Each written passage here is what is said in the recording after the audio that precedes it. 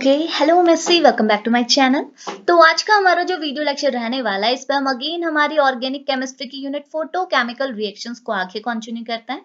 तो देखिए ना, फोटो केमिकल रिएक्शंस के अंदर मैं आपके साथ ऑलरेडी 8 लेक्चर शेयर कर चुकी हूँ। तो लास्ट के 8 लेक्चर्स का लिंक भी मैं आपके साथ डिस्क्रिप्शन बॉक्स पर शेयर कर दूंगी। अगर आपके कोई लेक्चर्स मिस है और अगर आपको वो लेक्चर्स की नीड है, तो आप उस लिंक के थ्रू जाइएगा, आपको लेक्चर्स मिल जाएंगे। साथ ही साथ अगर आपको इस लेक्चर्स के या फिर आप पूरी बोल सकते हैं इस पूरी यूनिट के पीडीएफ मटेरियल चाहिए, नोट्स चाहिए, तो भी आप उस लिंक के थ्रू जाइएगा, आपको नोट्स भी मिल जाएंगे। ओके, तो देखिए अभी हम पर्टिकुलर अपना फोकस डालते हैं हमारे आज के लेक्चर पे, जो है लेक्चर नंबर 9।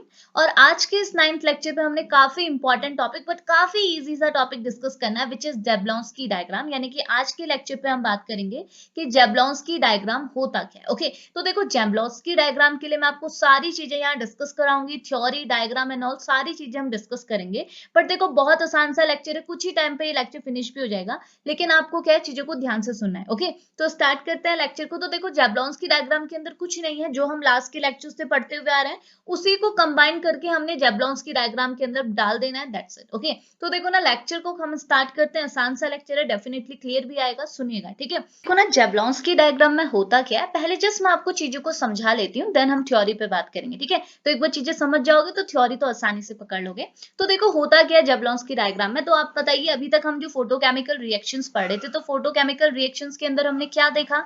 मैंने आपको बोला था जब भी आप फोटोकेमिकल रिएक्शन कराते हैं तो रिएक्शन करा रहे हैं, ऑब्वियस सी बात है, अपनी रिएक्टेंट मॉलिक्यूल को आप प्रोडक्ट में कन्वर्ट करना चाहेंगे।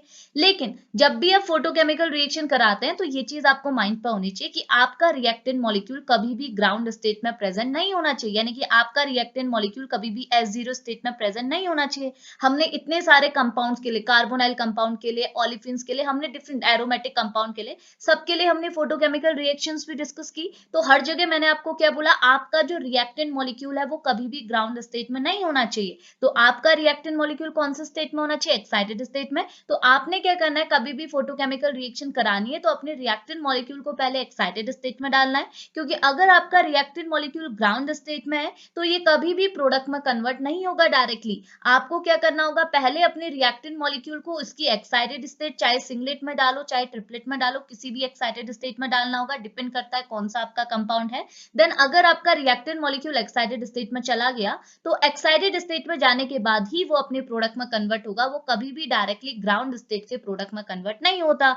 तो अगर मेरे पास रिएक्टेंट मॉलिक्यूल है, उससे मैंने अक्सर ग्राउंड स्टेट से एक्साइटेड स्टेट में भेजना है, तो मैं क्या करूंगी, अपने रिएक्टेंट मॉलिक्यूल को इरेडिएट करूंगी with the help of photon, क्योंकि हम फोटोकेमिकल रिएक्शन पढ़ रहे हैं। तो अब मैं क्या करूंगी, हमारे रिएक्टेंट के लिए यहाँ पे रिएक्शन कंडीशन में जो फोटोन्स गिवन होंगे, बिकॉज फोटोकेमिकल रिएक्शन है तो रिएक्शन कंडीशन में हम फोटोन्स लेंगे, तो इन फोटोन के थ्रू मैं अपने रिएक्टेंट मॉलिक्यूल को इरेडिएट करूंगी। और आपको पता है जैसे ही रिएक्टेंट मॉलिक्यूल इरेडिएट होगा तो होगा क्या, इस रिएक्टेंट के अंदर एक पेनिट्रेटेंट वाला पोर्शन होगा जिसमें पेनिट्रेशन देखा जाएगा। तो इस रिएक्टेंट के अंदर होंगे इलेक्ट्रॉन, रिएक्टेंट मॉलिक्यूल है, मॉलिक्यूल के अंदर एटम्स होंगे, एटम्स के अंदर इलेक्ट्रॉन होंगे। तो वो इलेक्ट्रॉन क्या करेंगे, इरेडिएट होंगे with the help of this photochemical reaction, photons, जिसकी वजह से क्या होगा, इरेडिएशन की वजह से आपके रिएक्टेंट के अंदर जो इलेक्ट्रॉन है वो ग्राउंड लेवल से एक्साइटेड लेवल पे शिफ्ट हो जाएंगे। कैसे, देखिए मैं यहाँ पर अगर आपको बना के दिखाऊं, जैसे सपोज कीजिए ये ग्राउंड स्टेट है, ये हमारी एक्साइटेड स्टेट है, ठीक है। मैं इसे एक्साइटेड स्टेट लिख रही हूँ बिकॉज एक्साइटेड स्टेट तो सिंगलेट भी हो सकती है, ट्रिपलेट भी हो सकती है,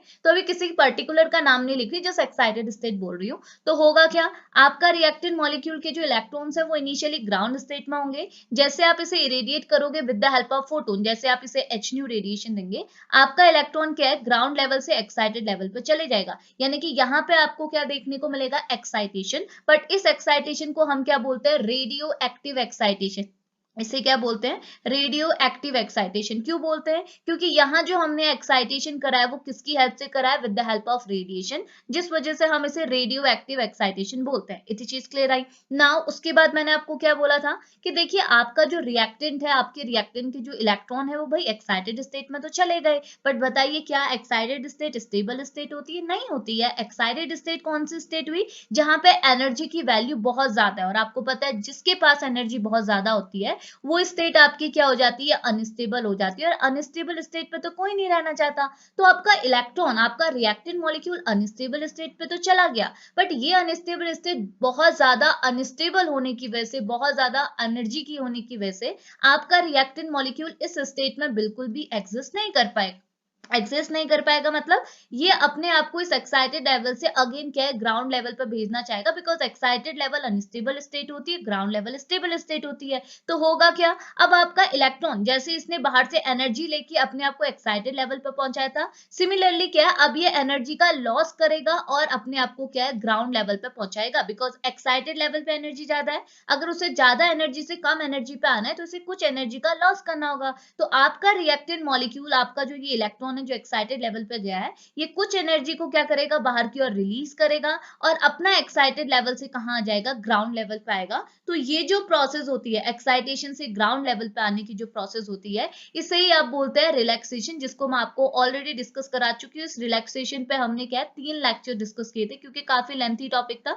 तो हमको यहाँ पर को सिंपली क्या बोल सकते हैं कि हमको यहाँ पे क्या है, रिलैक्सेशन का फिनोमिना देखने को मिलता है। ओके, अब देखिए ना, अब आपके रिलैक्सेशन भी तो दो टाइप के होते हैं। हमने क्या बोला, रिलैक्सेशन दो टाइप के होंगे, कौन कौन से, एक होता है नॉन रेडियो एक्टिव रिलैक्सेशन, एक होता है आपका रेडियो एक्टिव रिलैक्सेशन। और नॉन रेडियो एक्टिव रिलैक्सेशन के अंदर आप आईसी यानी कि इंटरनल कन्वर्जन और आईएससी यानी कि इंटर सिस्टम क्रॉसिंग को पुट करते हैं, और रेडियो एक्टिव के अंदर आप फॉस्फोरेसेंस और फ्लोरेसेंस को पुट करते हैं। तो देखो ये सारे टॉपिक्स मैं आपको लास्ट के लेक्चर्स पे डिस्कस करा चुकी हूँ। तो मैंने क्या बोला, जेबलॉन्स की डायग्राम के अंदर आप लास्ट की चीजों को ही पुट करेंगे। तो होगा क्या, देखो यहाँ पे हमने सिंपली क्या देखा कि अगर किसी भी मॉलिक्यूल के ऊपर, मैं सिंपली आपको क्या बोल सकती हूँ कि अगर हमारे पास कोई भी रिएक्टेंट मॉलिक्यूल है फोटोकेमिकल रिएक्शंस के अंदर, तो इस रिएक्टेंट मॉलिक्यूल के ऊपर जब इरेडिएशन होगा, जब आप इसके ऊपर फोटोकेमिकल रिएक्शंस कराएंगे, इसे फोटोन की प्रेजेंस में इरेडिएट करेंगे, तो आपको कुछ इस टाइप के फिनोमिना, इस टाइप की प्रोसेसेस वहां पर देखने को मिलेंगी। कौन कौन सी प्रोसेसेस आपने देखी, पहले तो आपने देखी कि आपके रिएक्टेंट मॉलिक्यूल में रेडियो एक्टिव एक्साइटेशन हुआ, सिंपल सी बात। उसके बाद एक्साइटेशन के बाद सिमिलरली क्या हुआ, उसी के साथ साइमल्टेनियसली क्या हुआ, रिलैक्सेशन भी हुआ। तो हमको रेडियो एक्टिव एक्साइटेशन भी देखने को मिला, रिलैक्सेशन भी देखने को मिला, यानी कि ये दोनों प्रोसेसेस हम देखते हैं जब भी हम फोटोकेमिकल रिएक्शन कराते हैं। और रिलैक्सेशन भी हम दो टाइप का देखते हैं, non radio active, radio active. और रेडियो एक्टिव के अंदर फ्लोरेसेंस और फॉस्फोरेसेंस आता है, और नॉन रेडियो एक्टिव के अंदर आईसीएन आईएससी आता है। तो अगर आपको एक रिएक्टेंट मॉलिक्यूल दिया जाता है और उसमें फोटोकेमिकल रिएक्शंस करने को बोली जाती है, तो एक रिएक्टेंट मॉलिक्यूल के अंदर इतनी सारी प्रोसेसेस देखी जाती है। और इन्हीं प्रोसेसेस को क्या है, कंबाइंडली आपके एक साइंटिस्ट थे जिनका नाम था ए जेबलॉन्स्की, इनका फुल नाम था ए जेबलॉन्स्की, आप कर लीजिएगा, ए जेबलॉन्स्की आपके एक साइंटिस्ट थे। इन्होंने क्या किया ना, अपनी पूरी लाइफ में एक ही काम किया, क्या काम किया, इन्होंने क्या किया, एब्जॉर्प्शन, कोई भी रिएक्टेंट मॉलिक्यूल में कैसे एब्जॉर्प्शन हो रहा है, कैसे एमिशन हो रहा है, कितने टाइप के एब्जॉर्प्शन होते हैं, कितने एमिशन होते हैं, इसी की क्या की स्टडी की। और हमने उन्होंने ये चीज देखी थी कि एक रिएक्टेंट मॉलिक्यूल में जब भी एक्साइटेशन होता है, जब भी फोटोकेमिकल रिएक्शन होती है, तो इतनी सारी प्रोसेसेस कॉन्टिन्यूसली देखी जाती है। तो आपके जो ए जेबलॉन्स्की थे, इन्होंने क्या, ये सारी प्रोसेसेस को एक सिंगल डायग्राम में, एक सिंगल सिस्टमेटिक डायग्राम में पुट किया। मतलब आप यहाँ पे देख सकते हैं, ये जो डायग्राम है इसे आप बोलते हैं जेबलॉन्स्की डायग्राम। इस डायग्राम में उन्होंने क्या किया, ए जेबलॉन्स्की ने अपना जितना भी एक्सपीरियंस था, उन्होंने क्या देखा कि कोई भी मॉलिक्यूल को जैसे आप इरेडिएट करते हैं, तो उसमें कौन कौन सी प्रोसेसेस होती है, कैसे एक्साइटेशन हो रहा है, कैसे रिलैक्सेशन हो रहा है, उन्होंने सारी चीजों को एक सिस्टमेटिक वे में एक डायग्राम के अंदर पुट कर दिया, जिसको बोला जाता है जेबलॉन्स्की डायग्राम। तो जेबलॉन्स्की डायग्राम आपको जस्ट यही चीज बताती है कि जब भी आप फोटोकेमिकल रिएक्शन करते हैं, तो आपके रिएक्टेड मॉलिक्यूल को जब इरेडिएट किया जाता है, तो उसके अंदर कैसे रेडियो एक्टिव एक्साइटेशन होता है और कैसे आपका रिलैक्सेशन होता है। रिलैक्सेशन कैसा हो रहा है, नॉन रेडियो एक्टिव हो रहा है, रेडियो एक्टिव हो रहा है, रेडियो एक्टिव में भी फ्लोरेसेंस हो रहा है या फॉस्फोरेसेंस हो रहा है, नॉन रेडियो एक्टिव में आईसी हो रहा है या आईएससी हो रहा है। तो ये सारी चीजों को, ये सारी प्रोसेसेस को ए जेबलॉन्स्की ने एक सिंपल से एक सिस्टमेटिक डायग्राम के थ्रू रिप्रेजेंट किया, और उस डायग्राम को ही आप क्या बोलते हैं, जेबलॉन्स्की डायग्राम। तो देख सकते हैं ये डायग्राम, ये जस्ट डायग्राम है। देखो एक और चीज मैं आपको बोल रही हूँ, जेबलॉन्स्की डायग्राम के अंदर आप थ्योरी मिनिमम रखिएगा, बिकॉज जेबलॉन्स्की डायग्राम है, वो एक डायग्राम है, आपने उस डायग्राम को एक्सप्लेन करना है, थ्योरी नहीं बतानी है कि एक्साइटेशन हो रहा है, ये हो रहा है, सिंगलेट स्टेट, ट्रिपलेट स्टेट। बहुत जगह ऐसा लिखा हुआ जाता है, बट लिखिएगा मत, बिकॉज ये डायग्राम है, हम यहाँ पर जिस डायग्राम को बताने वाले हैं, ठीक है। तो अगर आपको लिखना है तो वो डिपेंड करता है आपको कितने मार्क्स का क्वेश्चन आ रहा है, बिकॉज क्वेश्चन अगर ज्यादा मार्क्स का है तो मैं बताऊंगी क्या थ्योरी आपने लिखनी है। बाकी आप जेबलॉन्स्की डायग्राम में थ्योरी मिनिमम कीजिएगा, डायग्राम को ज्यादा एक्सप्लेन कीजिएगा। तो जेबलॉन्स्की आपके साइंटिस्ट थे, इन्हीं के नाम पे डायग्राम पड़ा जेबलॉन्स्की जैब्लॉन्स्की डायग्राम, जिसके अंदर ये सारी प्रोसेसेस को एक सिस्टमेटिक वे में रिप्रेजेंट किया जाता है। तो इस डायग्राम को ही हम बोलते हैं जैब्लॉन्स्की डायग्राम। ठीक है, तो ये तो जस्ट मैंने इंट्रोड्यूस किया कि क्या क्या चीजें हैं। अब मैं आपको थ्योरी के साथ लेते हुए चलूंगी, तो देखिए आपको बहुत आसानी से क्लियर होगा। फर्स्ट से स्टार्ट करते हैं इंट्रोडक्शन। ओके, तो देखो इंट्रोडक्शन में जो ऊपर से लिखा हुआ है, अभी जैब्लॉन्स्की डायग्राम प्रॉपर्ली डेफिनेशन क्या होती है उसे हम नीचे डिस्कस करेंगे। अभी जैसे हम लोग इंट्रोडक्शन देख रहे हैं, तो इंट्रोडक्शन में क्या लिखा हुआ है, ये बोल रहा है ए जैब्लॉन्स्की। तो आपको पता चल गया अब ए जैब्लॉन्स्की क्या है। ए जैब्लॉन्स्की आपके वो साइंटिस्ट थे जिन्होंने ये जैब्लॉन्स्की डायग्राम दिया।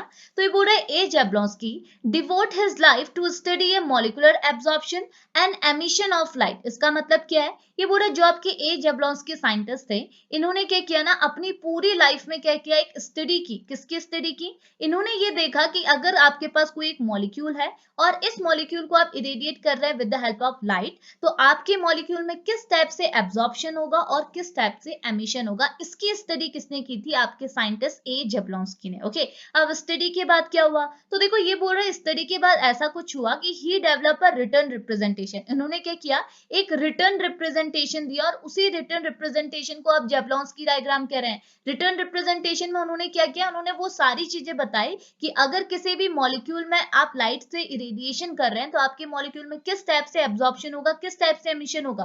बिकॉज एब्जॉर्प्शन होने के बाद एमिशन की जो प्रोसेस है, रिलैक्सेशन की जो प्रोसेस है, वो डिफरेंट डिफरेंट टाइप की आप देख सकते हैं, रेडियोएक्टिव, नॉन रेडियोएक्टिव, उसके बाद भी नॉन में आपके दो टाइप, रेडियो में आपके दो टाइप। तो आपको यहाँ पे क्या है, आपके ए जैब्लॉन्स्की ने एक रिटर्न रिप्रेजेंटेशन दिया था, जो कि आपको क्या बताता था, तो यहाँ लिखा है that generally show a portion of a possible consequences of a applied photon from a visible spectrum of light to a particular molecule। जो कि आपको ये शो करता था कि अगर आप किसी भी पर्टिकुलर मॉलिक्यूल में क्या करेंगे, इरेडिएशन कराएंगे, यानी कि उसके ऊपर अगर आप फोटोन को अप्लाई करेंगे, तो आपके रिएक्टेंट मॉलिक्यूल में कौन कौन से पॉसिबल कंसिक्वेंसेज, यानी कि कौन कौन सी पॉसिबल बोल सकते हो एब्जॉर्प्शन एमिशन देखे जाएंगे। पॉसिबल कंसिक्वेंसेज मतलब ही आपका एब्जॉर्प्शन एंड एमिशन की बात यहाँ पे की गई है। यानी कि कंसिक्वेंसेज क्या हुआ, रिजल्ट, क्या प्रोडक्ट, क्या परिणाम आपको मिला है। तो परिणाम मतलब क्या हुआ, रिजल्ट मतलब क्या है, एमिशन और एब्जॉर्प्शन की ही बात कर रहा है कि अगर आपने अपने फोटोन में कोई आपने अगर अपने मॉलिक्यूल में कोई फोटोन को डाला, उसे आपने इरेडिएट किया, तो इरेडिएट करने के बाद क्या क्या कंसिक्वेंसेज आपको देखने को मिले, उसी को उन्होंने एक रिटर्न रिप्रेजेंटेशन में शो किया। और उसी रिटर्न रिप्रेजेंटेशन को आप क्या बोलते हैं, जैब्लॉन्स्की डायग्राम बोलते हैं। बस इतनी सी तो बात है। इसे आपने कहाँ पुट करना है, इंट्रोडक्शन में पुट करना है। ओके, अब नाउ बात करते हैं डेफिनेशन क्या होती है। अब जैब्लॉन्स्की डायग्राम को आप कैसे डिफाइन करेंगे विद डेफिनेशन, तो देखो डेफिनेशन आसान सी है, सुनेगा।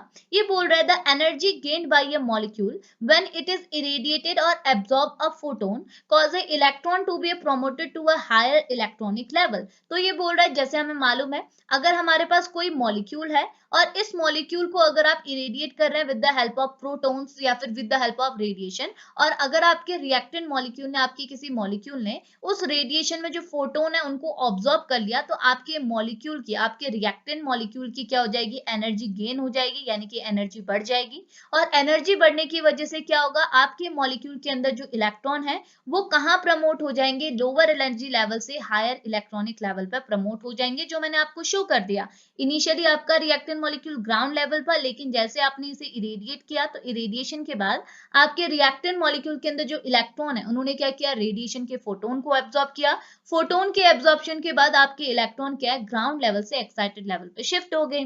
तो यहाँ लिखा हुआ है द डायग्राम मतलब ये Jablonski diagram representing the excitation process along with the energy levels, various state of excitation, radiative and non-radiative relaxation process, and this is called as the Jablonski diagram। तो Jablonski diagram क्या होता है, तो ये पूरा Jablonski diagram फिर आपको क्या रिप्रेजेंट करता है कि आपके रिएक्टेंट मॉलिक्यूल में, आपके इलेक्ट्रॉन में कैसे एक्साइटेशन प्रोसेस हुई, कैसे एक्साइटेशन प्रोसेस हुई, मतलब ये सारी चीजें आपको बताएगा कि आपका एक्साइटेशन कौन कौन से एनर्जी लेवल्स में हुआ, क्योंकि डिफरेंट टाइप के आपके पास एनर्जी लेवल्स होते हैं। तो कौन से एनर्जी लेवल पे आपका एक्साइटेशन हुआ, एक्साइटेशन की स्टेट क्या है, आपको पता है सिंगलेट और ट्रिपलेट दो टाइप की स्टेट होती है, तो स्टेट क्या है ये भी आपको जैब्लॉन्स्की डायग्राम के थ्रू पता चल सकता है। साथ ही साथ रिलैक्सेशन प्रोसेस जब होगी, बिकॉज एक्साइटेशन के बाद साइमल्टेनियसली रिलैक्सेशन प्रोसेस भी होती है, क्योंकि आपको मैंने बता दिया एक्साइटेड स्टेट तो अनस्टेबल होती है, तो यहाँ तो कोई एग्जिस्ट नहीं करेगा, तो तुरंत क्या होगा, रिलैक्सेशन भी होगा। तो रिलैक्सेशन आपका कैसे हो रहा है, रेडिएटिव हो रहा है या नॉन रेडिएटिव हो रहा है,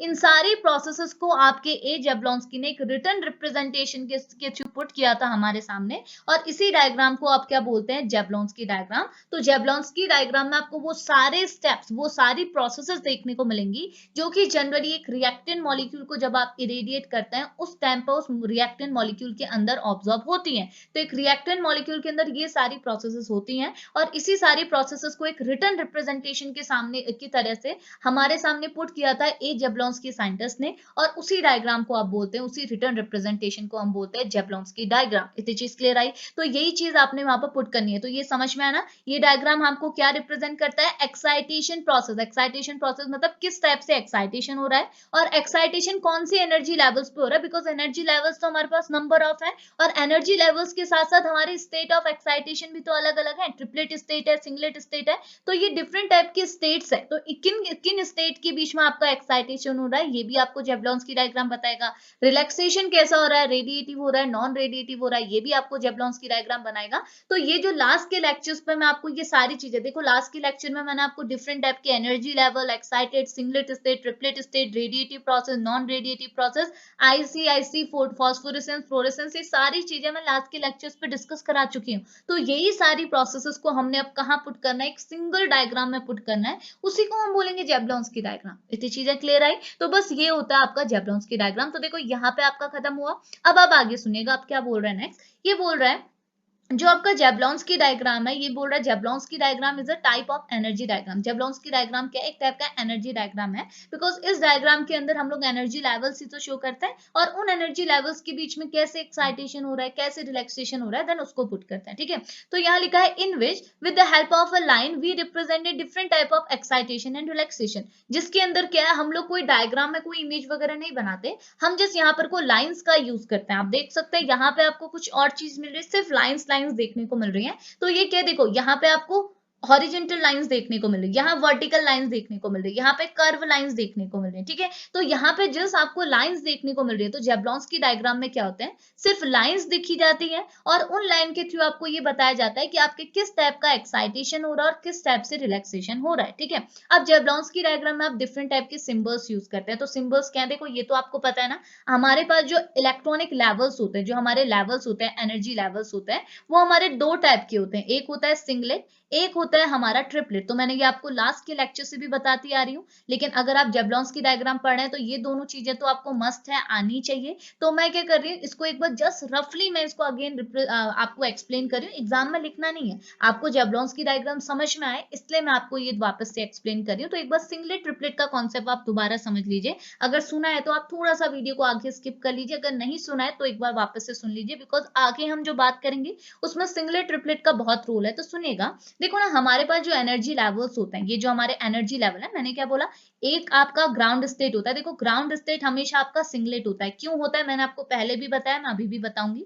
तो ग्राउंड स्टेट आपका हमेशा सिंगलेट होता है, लेकिन जो आपकी एक्साइटेड स्टेट होती है ना, ये एक्साइटेड स्टेट आपके सिंगलेट भी हो सकती है, ट्रिपलेट भी हो सकती है। सिंगलेट को एस से रिप्रेजेंट किया जाता है, ट्रिपलेट को टी से। ठीक है, अब सिंगलेट और ट्रिपलेट में डिफरेंस क्या है, दोनों अगर आपके एक्साइटेड लेवल है तो क्यों हम किसी को सिंगलेट किसी को ट्रिपलेट कह रहे हैं। साथ ही साथ हमारी ग्राउंड स्टेट हमेशा सिंगलेट क्यों होती है, ट्रिपलेट क्यों नहीं होती है, ये चीज भी मैं आपको रफली बता देती हूँ। देखो होता क्या है ना, आपका जो इलेक्ट्रॉन है, आपका जो रिएक्टेंट मॉलिक्यूल है, आपका रिएक्टेंट मॉलिक्यूल नहीं, मैं इलेक्ट्रॉन ही बोलती हूँ, वो इनिशियली क्या होता है, ग्राउंड स्टेट में होता है, बिकॉज आपका रिएक्टेंट मॉलिक्यूल ही ग्राउंड स्टेट में है, तो उसके इलेक्ट्रॉन भी ग्राउंड स्टेट में होंगे। और ये चीज तो सबको मालूम होती है कि इलेक्ट्रॉन जब ग्राउंड स्टेट में होता है वो पेयर्ड फॉर्म में हो सकता है, होता है, मतलब इलेक्ट्रॉन की एक स्पिन क्या होती है, क्लॉकवाइज होती है, दूसरी एंटी क्लॉकवाइज होती है। तो ये मैंने आपको के सामने क्या पुट कर रखा है, एक मिनट रुकिएगा, ये मैंने आपके सामने क्या पुट कर रखा है, ग्राउंड स्टेट। ये हमारी ग्राउंड स्टेट है, ये हमारी एक्साइटेड स्टेट है, ये हमारी ग्राउंड स्टेट है, ये हमारी एक्साइटेड स्टेट है। लेकिन ये वाली जो स्टेट है वो सिंगलेट के लिए है, ये वाली जो स्टेट है वो ट्रिपलेट के लिए। अब इसका मतलब क्या है मैं आपको समझाती हूँ। देखिए ना, होता क्या है, मैंने जैसे बोला कि अगर आपका reactant molecule initially ground state में है, तो रिएक्टेंट मॉलिक्यूल के इनिशियल इलेक्ट्रॉन्स भी ग्राउंड स्टेट में होंगे। और ग्राउंड स्टेट में इलेक्ट्रॉन की स्पिन को आप कैसे रिप्रेजेंट करते हैं, कुछ इस टाइप से, यानी कि एक स्पिन क्लॉकवाइज, एक स्पिन एंटी क्लॉकवाइज। ओके, अब होगा क्या, अगर आप इस इलेक्ट्रॉन को इरेडिएट करेंगे, अपने रिएक्टेंट मॉलिक्यूल को इरेडिएट करेंगे, तो आप रिएक्टेंट मॉलिक्यूल के अंदर जो इलेक्ट्रॉन है वो क्या करेंगे, इन रेडिएशन के फोटोन्स को एब्जॉर्ब करेंगे। फोटोन के एब्जॉर्प्शन के बाद क्या होगा, जो आपका इलेक्ट्रॉन है वो ग्राउंड लेवल से उठ के कहां चले जाएगा, एक्साइटेड लेवल पर चले जाएगा। यानी कि एक इलेक्ट्रॉन यहां से उठ के क्या है,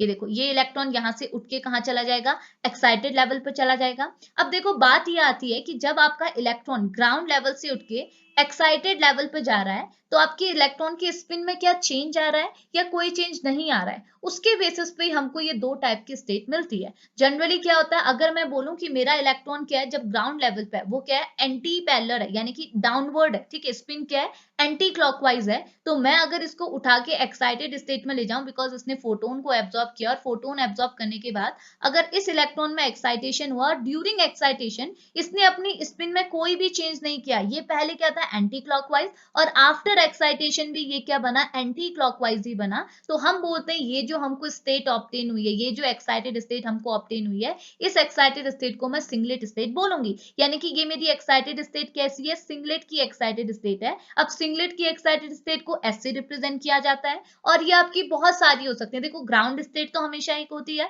बट एक्साइटेड स्टेट तो आपकी नंबर ऑफ होती है। तो ये आपकी फर्स्ट एक्साइटेड स्टेट भी हो सकती है, सेकंड सिंगलेट एक्साइटेड स्टेट भी हो सकती है, ट्रिपलेट भी हो सकती है, और सॉरी थर्ड एक्साइटेड स्टेट भी हो सकती है और nth तक हो सकती है, मतलब S1 S2 S3 S4 कुछ भी हो सकती है। जैसे आप ऊपर ऊपर को जाएंगे उतनी ज्यादा एक्साइटेड स्टेट आपकी बढ़ेंगी। लेकिन अगर एक्साइटेशन के टाइम पर आपके इलेक्ट्रॉन ने अपनी स्पिन में इन्वर्जन नहीं शो किया, जैसे पहले स्पिन थी आफ्टर इन्वर्जन भी वैसी है, तो जो आपको एक्साइटेड स्टेट मिलेगी उसे बोलेंगे सिंगलेट। इतनी चीज क्लियर आई। नाउ ट्रिपलेट में क्या होता है, देखो ट्रिपलेट में उल्टा होता है। उल्टा मतलब देखो आपका इलेक्ट्रॉन पहले ग्राउंड लेवल पे था, लेकिन जैसे आपने इसे फोटोन दिया इलेक्ट्रॉन एक्साइटेड हुआ, और एक्साइटेड होने के बाद ये ग्राउंड लेवल से उठ के कहाँ चला गया, एक्साइटेड लेवल पे तो गया। देखो ग्राउंड लेवल में ये कैसा था, डाउनवर्ड था, यानी कि एंटी क्लॉकवाइज था। लेकिन जब इसने एक्साइटेशन करा, जब इसने रेडिएशन को ऑब्जर्व किया, फोटोन को ऑब्जर्व किया और ये एक्साइटेड लेवल पे गया, तो एक्साइटेड लेवल पे जाते टाइम इसने अपनी स्पिन को इन्वर्ट कर दिया। ये पहले एंटी क्लॉकवाइज था,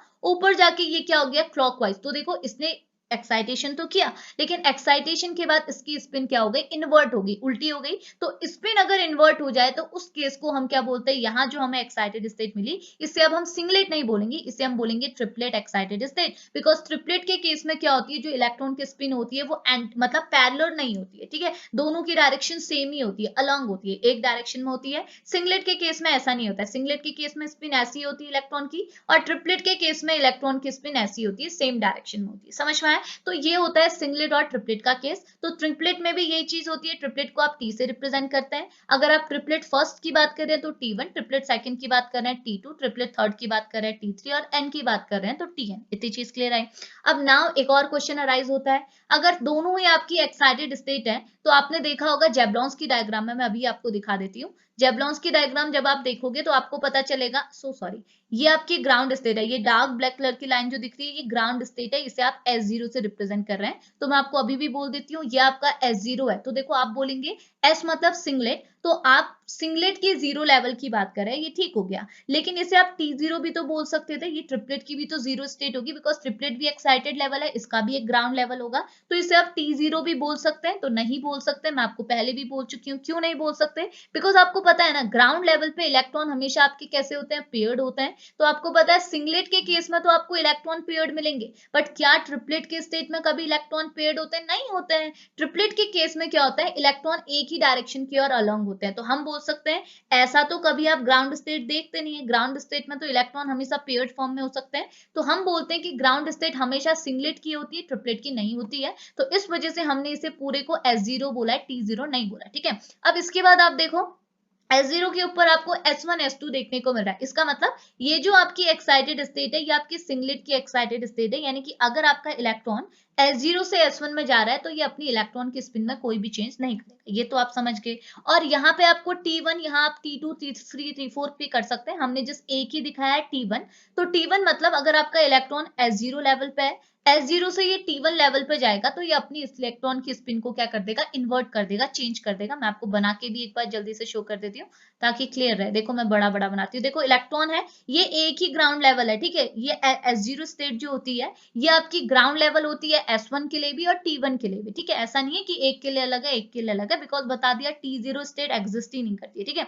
अब देखो S0 स्टेट में इलेक्ट्रॉन कुछ ऐसे होंगे, अगर ये इलेक्ट्रॉन क्या करेंगे S0 लेवल से S1 में एक्साइटेशन कराएंगे तो तो इलेक्ट्रॉन की स्पिन एज इट इज रहेगी। अगर मैं इसको उठा के ले जाऊं, ये वाली स्पिन को हटाऊं, तो क्या होगा, ये S1 लेवल पे जाएगी तो इलेक्ट्रॉन की स्पिन ऐसी रहेगी। देखो इलेक्ट्रॉन की स्पिन में कोई चेंज नहीं आया, लेकिन अगर ये T1 में जाएगी तो इलेक्ट्रॉन की स्पिन में चेंज आ जाएगा। समझ में आए? तो यही बेसिक डिफरेंस है। यहाँ पे जो आपकी ये थी, देखो ये जो था आपका, ये जो स्पिन थी, ये अगर सिंगलेट में गई तो एज इट इज गई, ट्रिपलेट में गई तो इन्वर्ट होगी। तो ये आपके सिंगलेट और ट्रिपलेट स्टेट बन गई, ठीक है। लेकिन देखो आप ये भी तो सोच सकते हैं कि सिंगलेट और ट्रिपलेट स्टेट दोनों ही आपकी एक्साइटेड स्टेट है, लेकिन अगर आप सिंगलेट को देखोगे तो सिंगलेट जो आपकी फर्स्ट एक्साइटेड स्टेट है, S1 जो आपकी फर्स्ट एक्साइटेड स्टेट है, ये क्योंकि ये एनर्जी डायग्राम है, यहाँ पे हम एनर्जी की बात करें, जितना ऊपर आप जा रहे हैं उतनी एनर्जी की बात कर रहे हैं, तो S0 तो चलो ग्राउंड स्टेट है, लेकिन S1 और T1 को आप कंपेयर करेंगे तो देखो S1 क्या है, सिंगलेट स्टेट है, फर्स्ट सिंगलेट स्टेट है, T1 क्या है, ट्रिपलेट स्टेट है, लेकिन फर्स्ट ट्रिपलेट स्टेट है।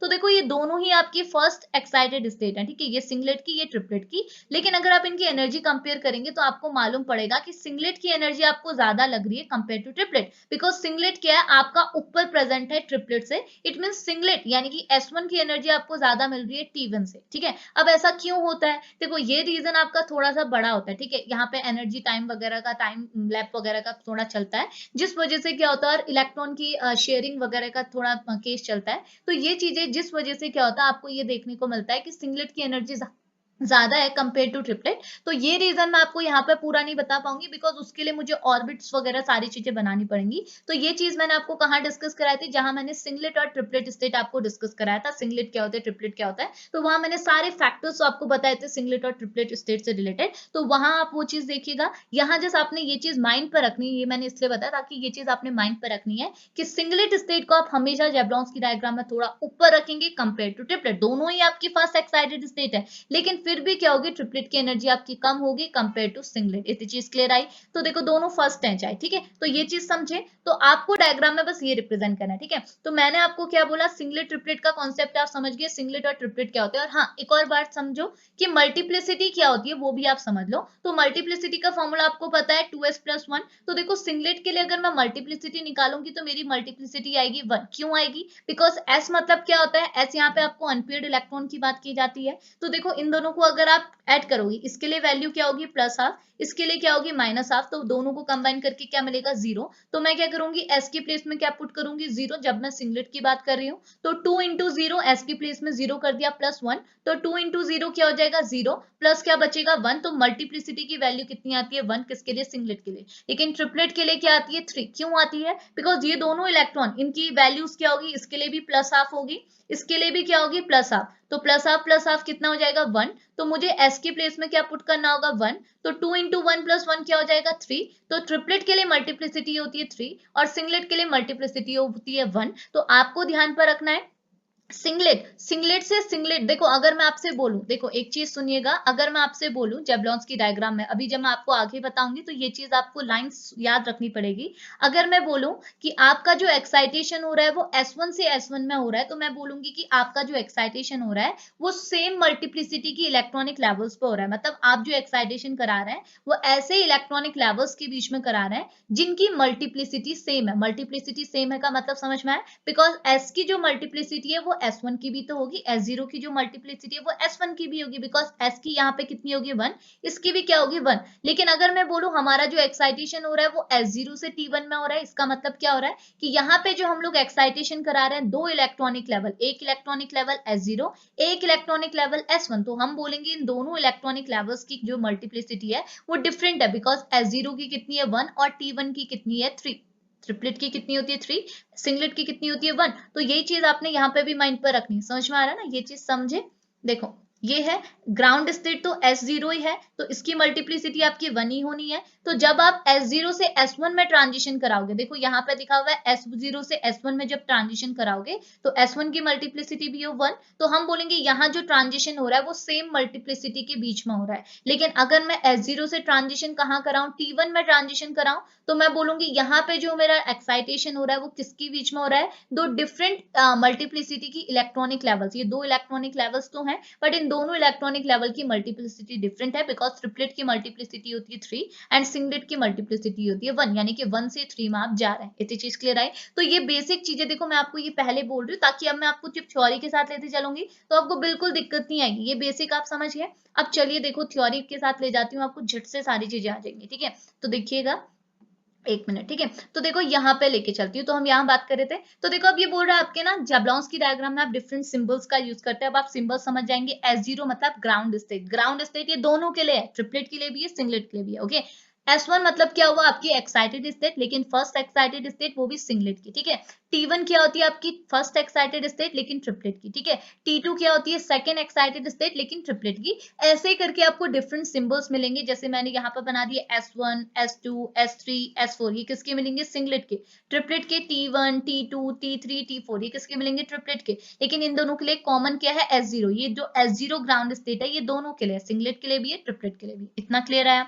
अब आगे क्या बोल रहे, देखो वही चीज बताया। S0 मतलब आपकी क्या होती है ग्राउंड इलेक्ट्रॉनिक लेवल। S1 क्या होता है first excited state for a singlet state. S2 क्या होता है आपकी सेकंड एक्साइटेड स्टेट किसके लिए सिंगलेट के लिए। T2 क्या होता है सेकंड एक्साइटेड स्टेट लेकिन ट्रिपलेट के लिए। ये चीजें आपको क्या डायग्राम में देखने को मिलेंगी। ठीक है, अब आप देखो यहाँ पे सुनिएगा, जो मैंने आपको बोला था कि आप क्या चीजें एग्जाम्पल लिख सकते हैं। तो यहाँ पे लिखा हुआ है कि जेब्लॉन्स की डायग्राम आपको क्या रिप्रेजेंट करता है, डिफरेंट टाइप की प्रोसेसेस को रिप्रेजेंट करता है। बिकॉज ये सारी प्रोसेसेस ही देखी जाती है जब भी आप किसी रिएक्टेंट मॉलिक्यूल को इरेडिएट करते हैं। कौन कौन सी प्रोसेस वही लिखा है, एक होती है रेडियो एक्टिव प्रोसेस, एक होती है non radio active process. Sorry sorry sorry sorry, तो देखो कौन कौन सी प्रोसेसेस देखी जाती है। तो पहला बोल रहा है रेडियो एक्टिव एक्साइटेशन। तो आपको पता है रिएक्टेंट मॉलिक्यूल इरेडिएट करेगा तो सबसे पहले क्या होगा एक्साइटेशन। तो आप इस बोलेंगे रेडियो एक्टिव एक्साइटेशन, बिकॉज जो एक्साइटेशन हो रहा है वो रेडिएशन के थ्रू हो रहा है। तो हमको सबसे पहले क्या देखने को मिलता है रेडियो एक्टिव एक्साइटेशन। ओके, उसके साथ साथ हमको क्या देखने को मिलता है रेडियो एक्टिव और non radio active relaxation. Relaxation मतलब क्या होता है, एक्साइटेशन का उल्टा क्या हो जाएगा रिलैक्सेशन ही तो हुआ। जो हम यहाँ बोल रहे हैं ना एक्साइटेशन का उल्टा, जैसे आप एमिशन बोलते हो, एमिशन को आप रिलैक्सेशन भी तो बोल सकते हो। रिलैक्सेशन मतलब कुछ अमाउंट की एनर्जी को रिलीज करते हुए वापस से ग्राउंड स्टेट में आना। तो आप एक्साइटेशन देखते हैं, उसके साथ साथ रिलैक्सेशन देखते हैं। रिलैक्सेशन भी आपका दो टाइप का होता है, रेडियो एक्टिव भी हो सकता है, नॉन रेडियो एक्टिव भी हो सकता है। रेडियो एक्टिव के अंदर कौन कौन आते हैं, रेडियो एक्टिव के अंदर फ्लोरेसेंस और फॉस्फोरेसेंस इंक्लूड होता है, नॉन रेडियो एक्टिव के अंदर आईएससी एंड आईसी इंक्लूड होते हैं। तो हमने क्या करना है जेब्लॉन्स की डायग्राम के अंदर ये सारी प्रोसेसेस को ही शो करना है। तो आप देख सकते हैं डायग्राम में आपको यही प्रोसेसेस देखने को मिल रही है। इसको भी बना सकते हैं आप। इसके अलावा मैंने एक और डायग्राम पुट किया, आप यहाँ पे देखिए, इसको भी आप यहाँ पे शो कर सकते हैं। यहाँ पे आपको स्पिन भी दिखाई गई है। ठीक है, डिफरेंस बस इतना है, भी शो की गई है। तो आप कोई भी डायग्राम दिखा सकते हैं, मैं आपको दोनों डायग्राम यहाँ पे डिस्कस करा दूंगी। ठीक है, नाउ आगे क्या बोल रहा है देखो। अब ये बोल रहे इस डायग्राम के अंदर आपको क्या देखने को मिलेगा, ये बोल रहे इस डायग्राम के अंदर जो आपकी हॉरिजेंटल लाइंस है ये आपको वाइब्रेशनल लेवल शो कर रहा है। तो देखो ना, आपने ये चीज भी एग्जाम में माइंड पे रखनी है कि जिस लाइन के थ्रू आप रिप्रेजेंट करेंगे, जैसे नीचे हमने क्या कर रखा है, जो हॉरिजेंटल लाइन है, ये हॉरिजेंटल लाइन है, ये आपकी क्या है वाइब्रेशनल लेवल की बात कर रही है। ये आपकी जो स्ट्रेट लाइन है जो आपकी क्या है वर्टिकल जा रही है, ये आपको एब्जॉर्प्शन की बात कर रहे हैं। ये जो आपकी थोड़ी सी कर्वी है ये आपको फ्लोरेसेंस की बात कर रहे हैं। तो यहाँ पे जो डायग्राम बना है उसके अकॉर्डिंग मैं लाइंस आपको डिस्कस कर रही हूँ, लेकिन एग्जाम पे जैसे ही आप लाइंस बनाएंगे वैसे आप उसको रिप्रेजेंट करेंगे। ठीक है, तो ये बोल रहे हैं इस डायग्राम में, जेब्लॉन्स की डायग्राम में आपको हॉरिजेंटल लाइंस मिल रही है। ये हॉरिजेंटल लाइन आपको वाइब्रेशनल लेवल की बात कर रही है। जो आपको स्ट्रेट एरोज मिल रहे हैं, स्ट्रेट लाइन मिल रही है, ये आपको रेडियो एक्टिव ट्रांजिशन की बात कर रहे हैं। और जो आपको कर्ली एरोज मिल रहा है ये आपको नॉन रेडियो एक्टिव ट्रांजिशन की बात कर रहा है। तो देखो आपके ट्रांजिशन तो हो रहे हैं, रेडियो एक्टिव भी हो रहे हैं, नॉन रेडियो एक्टिव भी हो रहे हैं, लेकिन रेडियो एक्टिव कौन है उसको डायग्राम में किसके थ्रू रिप्रेजेंट किया गया है, स्ट्रेट लाइन। मैंने क्या बोला, डायग्राम में सिर्फ आपको लाइंस दिखाई गई हैं, तो स्ट्रेट लाइन के थ्रू आप रेडियो एक्टिव ट्रांजिशन शो करेंगे और कर्ली एरोस के थ्रू क्या आप non radio active transition show करेंगे। इतनी चीज क्लियर आई? नाउ उसके बाद एक और चीज लिखा है, यहाँ बोला वेवी लाइंस भी आपको देखने को मिलेंगी। तो वेवी लाइंस आपको क्या दिखा रहा है, रिलैक्सेशन प्रोसेस दिखा रहा है। अब रिलैक्सेशन प्रोसेस में भी जो ब्लैक लाइन है वो आपको इंटरनल कन्वर्जन शो कर रहा है और ब्लू लाइन आपको क्या शो कर रहा है, इंटर सिस्टम क्रॉसिंग शो कर रहा है। तो ये चीज आपको माइंड पर रखनी है। अब आपको समझ में आ रहा? तो देखो मैं आपको इंपॉर्टेंट चीज बोल रही हूँ, जेब्लॉन्स्की डायग्राम का मटेरियल तो मैं आपको शेयर कर दूंगी और आप समझ भी गए जेब्लॉन्स्की डायग्राम में क्या करना है। बट देखो एग्जाम के लिए एक इंपॉर्टेंट चीज मैं आपको बताती हूँ कि अगर आपको एग्जाम में जो क्वेश्चन है जेब्लॉन्स्की डायग्राम का वो ज्यादा मार्क्स पा रहा है, ठीक है, ज्यादा मार्क्स मतलब इतना मटेरियल आपको नहीं लग रहा कि इनफ रहेगा, तो आप क्या कर सकते हैं, इसके अंदर आपने क्या पुट करना है। देखो जनरली लोग सिंगलेट स्टेट ट्रिपलेट स्टेट के बारे में बताते हैं, आप वो मत बताइएगा, because singlet state triplet state का कॉन्सेप्ट यहाँ पे नहीं है, ये तो जस्ट हमको एक आइडिया होना चाहिए, इसलिए मैंने आपको बताया। आपको यहाँ पे क्या एक्स्ट्रा मटेरियल पुट करना है, जो मैंने आपको फ्लोरोसेंस क्या होता है पढ़ाया है, फॉस्फोरेसेंस पढ़ाया है, आईएससी पढ़ाया है, आईसी पढ़ाया है, साथ ही साथ रेडियो एक्टिव एक्साइटेशन क्या होता है, रेडियो एक्टिव और नॉन रेडियो एक्टिव रिलैक्सेशन क्या होता है, ये सारी चीजें पढ़ाई है। तो आपने इनके बारे में सारा पुट नहीं करना, बिकॉज इन पे क्वेश्चन जो होते हैं वो डायरेक्ट आते हैं। अगर क्वेश्चन एग्जामिनर ने पूछना होगा तो वो डायरेक्ट क्वेश्चन पूछेगा, फ्लोरोसेंस बताओ, फॉस्फोरेसेंस बताओ, आईएससी बताओ, आईसी बताओ। ये चीज मैं आपको पहले भी बोल चुकी हूँ कि एग्जामिनर डायरेक्ट क्वेश्चन ही पूछेगा। लेकिन अगर वो जेब्लॉन्स की डायग्राम पूछ रहे और क्वेश्चन थोड़े ज्यादा मार्क्स पाए हैं, तो आपने इन सारे टॉपिक को डिस्कस नहीं कराना, बिकॉज ये काफी लेंथी टॉपिक है। आप जस्ट यहाँ पर को सिंपल सी इनकी एक डेफिनेशन दे देना, रेडियो एक्टिव एक्साइटेशन क्या होता है, रेडियो एक्टिव और नॉन रेडियो एक्टिव रिलैक्सेशन क्या होता है, किसके अंदर कौन सा रिलैक्सेशन देखा जाता है, रेडियो एक्टिव के अंदर ये दोनों रिलैक्सेशन फॉस्फोरेसेंस और फ्लोरेसेंस देखे जाते हैं, इनमें क्या होता है, जैसे एक डेफिनेशन के थ्रू आप बताना कि फ्लोरेसेंस में क्या होता है, फॉस्फोरेसेंस में क्या होता है, मैं आपको डिस्कस करा चुकी हूँ। और नॉन रेडियो एक्टिव रिलैक्सेशन क्या होता है, और इसके अंदर ये दो टाइप के आईएससी एंड आईसी रिलैक्सेशन जो होते हैं उसकी डेफिनेशन बताना। डायग्राम बनाने की जरूरत नहीं, बिकॉज डायग्राम तो आप नीचे बता रहे हैं, तो आपने यहाँ पे जस्ट एक डेफिनेशन पुट करनी है, उसके अलावा कुछ नहीं करना है। तो मैं आपको ऑलरेडी बता चुकी हूँ, इसलिए मैंने यहाँ पे पुट नहीं की। बट अगर आपको एग्जाम में क्वेश्चन थोड़ा लेंथी पूछा जाता है तो आप डेफिनेटली पुट कीजिएगा, बाकी तो हो जाता है, ठीक है। इतना हुआ। अब देखो यहाँ थ्योरी खत्म होती है, अब मैं आपको डायग्राम शो कर रही हूँ, डायग्राम आपको क्या दिखा रहा है, ठीक है। देखिए ना, डायग्राम के अंदर आपने क्या करना है, मैं आपको अब डायग्राम समझाती हूँ, पहले समझाती हूँ देन डायग्राम डिस्कस करेंगे, ठीक है। तो देखो ना, मैंने क्या बोला, डायग्राम के अंदर जस्ट आपने ये सारी प्रोसेसेस को पुट करना है, उसके अलावा कुछ नहीं करना, जस्ट प्रोसेसेस को पुट करना है, ठीक है। अब देखो प्रोसेसेस कैसे पुट करेंगे मैं आपको लास्टली बता चुकी हूँ, बट आपके माइंड पर ये प्रोसेसेस अभी होना जरूरी है, बिकॉज हम यहाँ पे जो चीजें डिस्कस कर रहे हैं, यहाँ जस्ट हम सारी प्रोसेसेस को पुट कर रहे हैं। तो एक बार जितनी सारी प्रोसेसेस है उसे मैं एक सिंगल लाइन में आपके सामने पुट करती हूँ, देन हम लोग डायग्राम पे बात करेंगे, ठीक है। तो मैं इसको इरेज कर लेती हूँ। देखिए क्या क्या हमारी प्रोसेसेस है, उन्हें मैं एक सिंगल लाइन से आपको बता रही हूँ, ज्यादा कुछ नहीं बोलूंगी, एक सिंगल लाइन बोलूंगी, बिकॉज यहाँ पर आपको वो चीजें होनी जरूरी है आपके माइंड पे, मे बी आप भूल चुके हो। तो देखिएगा मैं आपको बता दूं, ठीक है। तो फर्स्टली क्या बात है, तो फर्स्टली है, मैं यहाँ इलेक्ट्रॉनिक लेवल्स बना देती हूँ पहले, ठीक है। ये हमारा सॉरी, ये हमारा S0 लेवल हो गया, ये हमारा S1, लेफ्ट साइड में S1 बना रही हूँ, मतलब सिंगलेट की बात करी और राइट हैंड साइड में ट्रिपलेट की बात करी हूँ। तो अब ये भी मैंने बता दिया, सिंगलेट की एनर्जी ज्यादा होती है ट्रिपलेट से, तो मैंने एक साइड सिंगलेट की एनर्जी ऊपर रखी है, ट्रिपलेट की एनर्जी नीचे रखी, ठीक है। तो ये जस्ट बात हुई, ठीक है। अब बात आती है सबसे पहले रेडियो एक्टिव एक्साइटेशन क्या होता है, बिकॉज रेडियो एक्टिव एक्साइटेशन को भी तो हम डायग्राम में पुट करेंगे। तो रेडियो एक्टिव एक्साइटेशन मतलब क्या हुआ, एक्साइटेशन मतलब एब्जॉर्प्शन की बात की जाती है। एक्साइटेशन कब होगा, जब आपका रिएक्टेंट मॉलिक्यूल जो कि ग्राउंड स्टेट में बैठा हुआ है, ये कुछ अमाउंट के फोटोन्स लेगा और एक्साइट होगा, मतलब कि इन फोटोन को वो अपने अंदर ऑब्जॉर्ब करेगा। एब्जॉर्ब करने के बाद यहाँ जो इलेक्ट्रॉन प्रेजेंट है उनकी एनर्जी बढ़ेगी। तो बढ़ने के बाद क्या होगा, जब वो लोअर एनर्जी लेवल से हायर एनर्जी लेवल पे ट्रांजिशन शो करेगा, तो इसी को बोलते हैं एक्साइटेशन। रेडियो एक्टिव एक्साइटेशन मतलब रेडिएशन के थ्रू एक्साइटेशन हो रहा है, इसलिए हमने रेडियो एक्टिव एक्साइटेशन बोला। तो आपने क्या करना है, ग्राउंड लेवल से जब आप एक्साइटेड स्टेट में शिफ्टिंग शो करेंगे, तो इस प्रोसेस को आप बोलेंगे रेडियो एक्टिव एक्साइटेशन, और इसको आप ऐसे ही रिप्रेजेंट करेंगे। जेब्लॉन्स्की डायग्राम पे इसे जनरली क्या है, एब्जॉर्प्शन के नाम से रिप्रेजेंट किया जाता है। आप डायग्राम देखेंगे तो यहाँ पे लिखा हुआ है एब्जॉर्प्शन, ये जो एब्जॉर्प्शन है ये क्या रिप्रेजेंट कर रहा है, ये एब्जॉर्प्शन रिप्रेजेंट कर रहा है कि यहाँ पे आपने रेडियो एक्टिव एक्साइटेशन की बात की, ठीक है। अब एक्साइटेशन को हम ऐसे रिप्रेजेंट करेंगे, ठीक है। नाउ रेडियो एक्टिव और नॉन रेडियो एक्टिव रिलैक्सेशन का क्या मतलब, क्या तो रिलैक्सेशन मतलब आपको पता है, एक्साइटेड लेवल से, इन एक्साइटेड लेवल से जब हम वापस से ग्राउंड लेवल पे आते हैं तो उसी को क्या बोला जाता है, रिलैक्सेशन। तो यहाँ पे एक्साइटेड स्टेज S1 है और T1 है, और S1 से अगर हम S0 पे आ रहे हैं, T1 से अगर हम S0 पे आ रहे हैं, बिकॉज ये दोनों की ग्राउंड स्टेट है, तो इन दोनों प्रोसेसेस को ही आप क्या बोलते हैं, रिलैक्सेशन। पर देखो रिलैक्सेशन आपकी दो टाइप की होती है, एक रिलैक्सेशन होती है आपकी रेडियो एक्टिव, एक होती है non radio active. Radio active मतलब नाम से ही पता चल रहा है, जैसे रेडियो एक्टिव एक्साइटेशन मतलब रेडिएशन के थ्रू एक्साइटेशन हो रहा है। अगर मैं बोलूं रेडियो एक्टिव रिलैक्सेशन मतलब ऐसा रिलैक्सेशन जिसमें रेडिएशन आपकी निकल रही है, समझ में आया।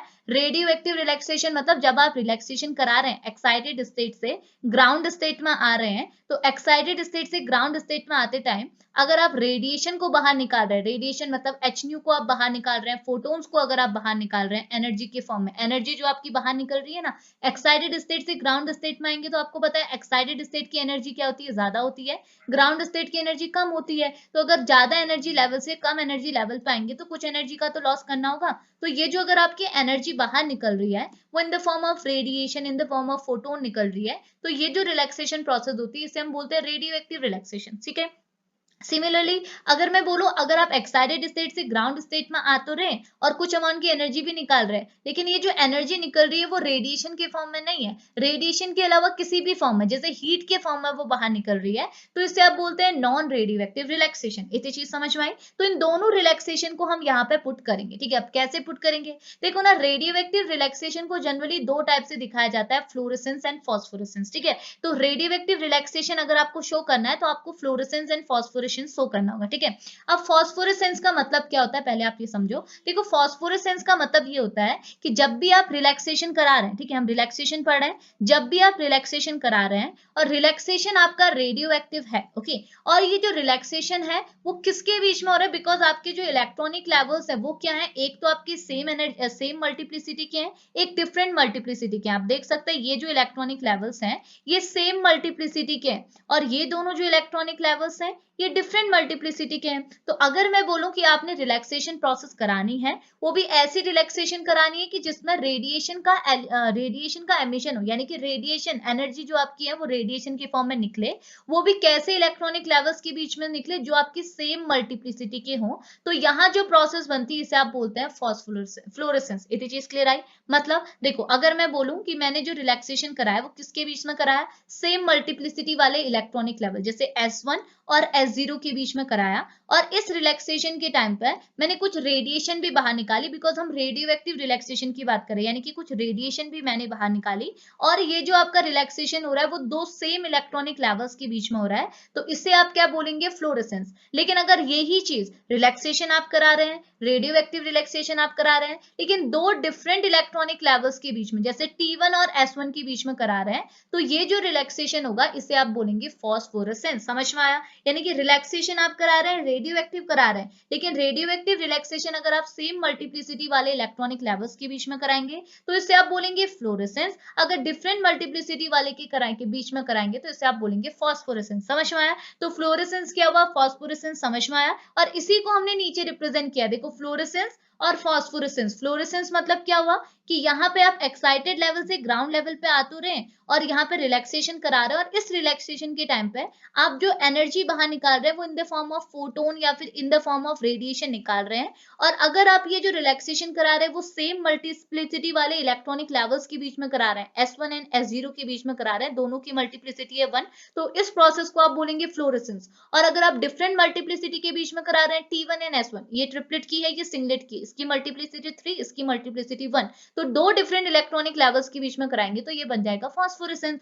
तो फ्लोरेसेंस और फॉस्फोरेसेंस में इतना ही डिफरेंस है कि अगर आपकी रिलैक्सेशन प्रोसेस सेम मल्टीप्लिसिटी के बीच में होगी तो बनेगा फ्लोरेसेंस, अगर डिफरेंट के बीच में होगी तो बनेगा फॉस्फोरेसेंस। समझ में आया? बस इतनी सी तो बात थी, समझ में आया ना? नाउ सिमिलरली अब देखो, हमने फ्लोरेसेंस फॉस्फोरेसेंस पढ़ लिया, अब बात करते हैं आईएससी एंड आईसी क्या होता है। तो देखो, अगर मैं बोलूं कि रिलैक्सेशन प्रोसेस आपने कराई, एक्साइटेड स्टेट से ग्राउंड स्टेट के बीच में रिलैक्सेशन प्रोसेस हुई, बट इस रिलैक्सेशन प्रोसेस में जब आपने क्या बोल सकते हैं, एक्साइटेड स्टेट से मॉलिक्यूल को ग्राउंड लेवल पे भेजा और तो कुछ ना की आपने एनर्जी बाहर निकाली, बिकॉज हायर एनर्जी लेवल से आप लोअर एनर्जी लेवल पे जा रहे हैं, तो ये जो एनर्जी बाहर निकली वो किसके फॉर्म में निकली, in the form of heat, वो फोटोन के फॉर्म में, रेडिएशन के फॉर्म में नहीं निकली, वो हीट के फॉर्म में बाहर निकली। तो ऐसे रिलैक्सेशन को आप बोलते हैं नॉन रेडियो एक्टिव रिलैक्सेशन। और इन नॉन रेडियो एक्टिव रिलैक्सेशन के बीच में आप दो टाइप की रिलैक्सेशन पढ़ते हैं, एक होता है आईएससी, एक होता है आईसी। ओके, अब देखो, ये जो आईसी है ना, ये फ्लोरेसेंस से रिलेट करता है। कैसे? आईसी मतलब होता है इंटरनल कन्वर्जन, यानी कि अगर आप रिलैक्सेशन करा रहे हैं, नॉन रेडियो एक्टिव रिलैक्सेशन करा रहे हैं, बट उन दो इलेक्ट्रॉनिक लेवल्स के बीच में करा रहे हैं जिनकी मल्टीप्लिसिटी सेम है, जैसे आपने फ्लोरेसेंस में कराया, सेम मल्टीप्लिसिटी के बीच में कराया, तो ऐसे रिलैक्सेशन को आप क्या बोलते हैं, आईसी यानी कि इंटरनल कन्वर्जन। और अगर आप डिफरेंट इलेक्ट्रॉनिक लेवल्स के बीच में ट्रांजिशन करा रहे हैं तो उसे आप बोलेंगे आईएससी यानी कि इंटर सिस्टम क्रॉसिंग। समझ में आया? और इंटर सिस्टम क्रॉसिंग जनरली आप बोल सकते हो कि S1 से T1 स्टेट में, T1 से S0 स्टेट में, इन सारे बीच में होती है। समझ में आया? सिंपली आप ये बोल सकते हो कि ये जो फ्लोरेसेंस है और आईसी यानी कि इंटरनल कन्वर्जन है वो सेम टाइप की प्रोसेस है, बिकॉज ये सेम इलेक्ट्रॉनिक लेवल्स के बीच में होता है। बट इन दोनों के बीच में डिफरेंस ये है कि फ्लोरेसेंस जब होगा उस टाइम पे कुछ ना कुछ रेडिएशन आपकी निकलेगी,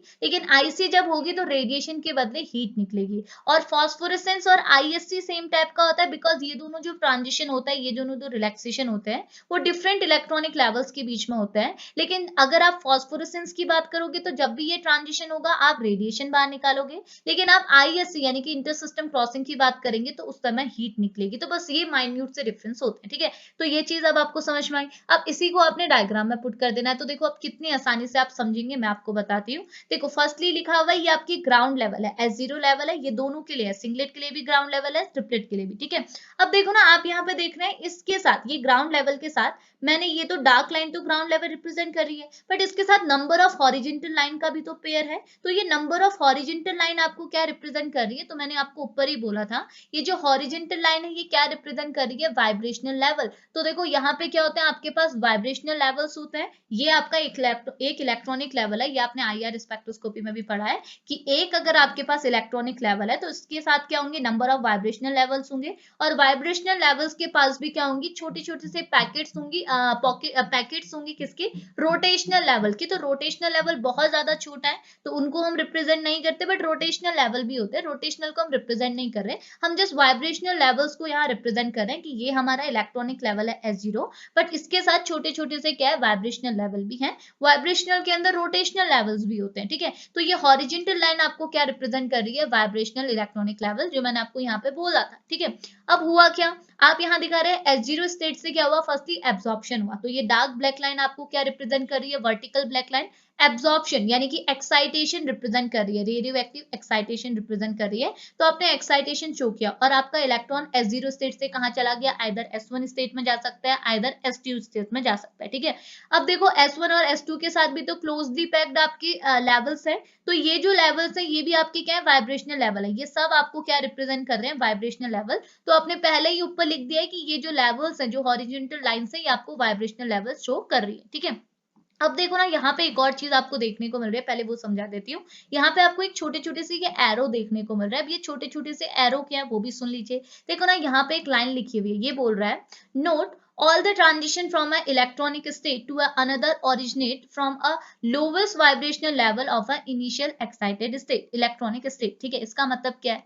ये बोल रहे हैं ना, जैसे आप देख रहे हैं यहाँ पे हमारे पास ये सारे के सारे इलेक्ट्रॉनिक लेवल्स है, ठीक है। अगर आप S0 की भी बात करेंगे, S1 की बात करेंगे, S2 की बात करेंगे, तो ये S1 के इलेक्ट्रॉनिक लेवल और इस S1 के इलेक्ट्रॉनिक लेवल्स में ये सारे वाइब्रेशनल लेवल है। तो ये बोल रहा है अगर आप S1 से S0 पे जाना चाहते हैं तो आप S1 की क्या है? लोवेस्ट वाइब्रेशनल स्टेट से ही जाएंगे। ऐसा नहीं कि ये सारे के सारे वाइब्रेशनल स्टेट है तो ये आपका फर्स्ट बोल सकती हो, या फिर बोल सकती हूँ हायर वाइब्रेशनल लेवल है, देन उसके बाद कम एनर्जी का ये, उसके बाद ये, उसके बाद ये, उसके बाद ये, यानी कि ये वाला जो वाइब्रेशनल लेवल है ये सबसे लोवेस्ट एनर्जी का है। तो ये बोल रहा है जो ट्रांजिशन होता है वो हमेशा लोवेस्ट एनर्जी के वाइब्रेशनल लेवल से ही होता है। ऐसा नहीं कि आपने इससे ट्रांजिशन शो कर दिया, इससे ट्रांजिशन नहीं होगा। ट्रांजिशन जो होगा वो हमेशा लोवेस्ट वाइब्रेशनल लेवल से ही होगा। और इस चीज को भी आप यहाँ पे पॉइंट बना के लिखेंगे, बिकॉज हमने यहाँ पे ट्रांजिशन शो करना है और उसमें छोटी छोटी सी लाइंस आपको यही रिप्रेजेंट कर रही है कि अगर आपका इलेक्ट्रॉन इस वाइब्रेशनल लेवल पे शिफ्ट हो गया तो आपने यहाँ पे वाइब्रेशनल ट्रांजिशन करा के उसे क्या है? सबसे छोटे यानी कि सबसे लोवेस्ट वाले वाइब्रेशनल लेवल पे शिफ्ट किया, और जब ये सबसे लोवेस्ट वाले वाइब्रेशनल लेवल पे चला गया तब जाके आपने उसे क्या किया? वापस से ग्राउंड स्टेट में भेजा। समझ में आया? तो देखो ये तो आप समझ गए, ठीक है, ये पॉइंट भी आप समझ गए।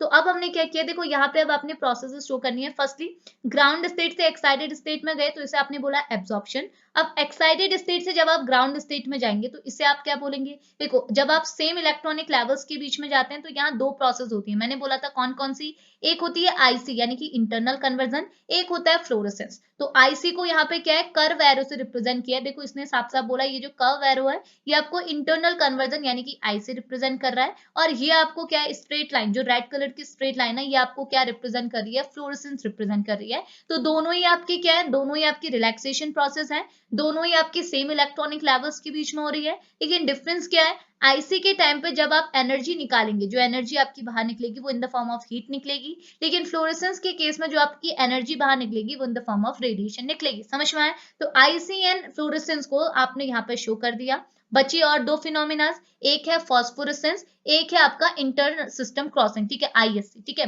तो इंटर सिस्टम क्रॉसिंग को कहाँ रिप्रेजेंट किया? देखो ये जो पर्पल लाइन है, इसने बोला है जो ये पर्पल लाइन है ये आपको क्या दिखा रही है? Inter system crossing. तो इंटर सिस्टम क्रॉसिंग क्या होती है? जब आप दो इलेक्ट्रॉनिक लेवल, दो डिफरेंट इलेक्ट्रॉनिक लेवल जिनकी स्पिन मल्टीप्लिसिटी डिफरेंट है, उनके बीच में अगर आप ट्रांजिशन करते हैं, तो देखो ये आपकी ट्रिपलेट लेवल है, ये आपका ग्राउंड लेवल है। तो अगर आपने ट्रिपलेट से ग्राउंड लेवल पे यानी कि S0 लेवल पे ट्रांजिशन किया, तो ये पर्पल लाइन आपको क्या रिप्रेजेंट कर रही है? इंटर सिस्टम क्रॉसिंग, यानी कि आपने यहाँ पे इंटर सिस्टम क्रॉसिंग की। और अगर आप यहाँ से ये जो रेड लाइन, रेड नहीं ये पिंक लाइन है, ये रेड है ये पिंक है, तो अगर आप पिंक लाइन के थ्रू देखेंगे तो आपको पता चल रहा है आप T1 से S0 स्टेट में जा रहे हैं, तो ये पिंक लाइन आपको क्या रिप्रेजेंट कर रही है? फॉस्फोरेसेंस।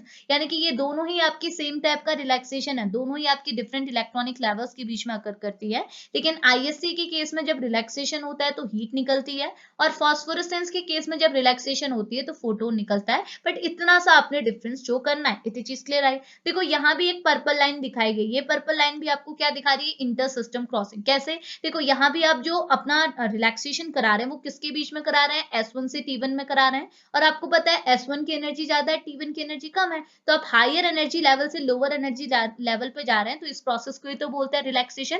तो आप कोई भी एनर्जी लेवल से कोई भी एनर्जी लेवल पे जा सकते हैं, ठीक है, यानी कि बस इतनी चीज होनी चाहिए कि हायर से लोअर में जा रहे हैं, तो हायर से लोअर में जा रहे हैं, सिंगलेट की एनर्जी ज्यादा है, ट्रिपलेट की कम है। तो अगर आप हायर से लोअर में जा रहे हैं और डिफरेंट इलेक्ट्रॉनिक लेवल्स के बीच में डिफरेंट इलेक्ट्रॉनिक स्टेट जिनकी मल्टीप्लिसिटी डिफरेंट है उनके बीच में जा रहे हैं, तो ऐसी प्रोसेस को तो आप बोलते हैं इंटर सिस्टम क्रॉसिंग। तो यहाँ इंटर सिस्टम क्रॉसिंग हो रही है बिकॉज यहाँ पे जो आपका रिलैक्सेशन होता है उसमें आपकी हीट रिलीज होती है, ना कि फोटोस। तो आपने क्या करना है? बस यही चारों प्रोसेस आपको शो करनी है। और ये जो छोटी वाली एरो है ये आपको क्या रिप्रेजेंट कर रही है? वाइब्रेशनल रिलैक्सेशन, जो मैंने आपको बता दिया, हर जगह वाइब्रेशनल रिलैक्सेशन आपको देखने को मिल रहा है, ठीक है। इतनी चीज क्लियर है? तो यही तो आपका जेब्लॉन्स की डायग्राम होता है। देखो जेब्लॉन्स की डायग्राम में कुछ आपने पुट नहीं करना, जो चार प्रोसेसेस है उन्हीं को आपने डाल देना है। ये वाला डायग्राम तो मैं आपको लास्ट के लेक्चर से भी शो कर रही हूँ, जब मैं आपको फेट ऑफ एक्साइटेड मॉलिक्यूल मैंने आपको डिस्कस कराया, उस पर मैंने आई थिंक आपको 3 या 4 लेक्चर्स दिए थे, जिसके अंदर हमने ये सारी प्रोसेसेस पढ़ी थी। मैंने आपको सब चीजें बताई थी, एक्साइटेशन का, रिलैक्सेशन के दोनों प्रोसेसेस, ये 4 टाइप के फिनोमिना सब कुछ डिस्कस किया था। तो वहां मैं आपको ये इमेज तो शो करती थी, तो ये इमेज आपको वही चीज बता रही है। पूरी इमेज किसकी है? जेब्लॉन्स की डायग्राम। जेब्लॉन्स की डायग्राम कब बनेगा? जब ये सारी प्रोसेस, जो फेट ऑफ एक्साइटेड मॉलिक्यूल रहता है, ये जो आपका एक्साइटेशन रहता है, इनको अगर आप एक साथ पुट कर देंगे तो बन जाएगा जेब्लॉन्स की डायग्राम। बस इतनी चीज आपने यहाँ पर रखनी है, ठीक है। अब इसका जो दूसरा डायग्राम है, इसकी जो इमेज वगैरह है, ये आपको पीडीएफ के साथ मिल जाएगी। तो आप देख सकते हैं इसमें आपको वही चीज दिखाया गया है।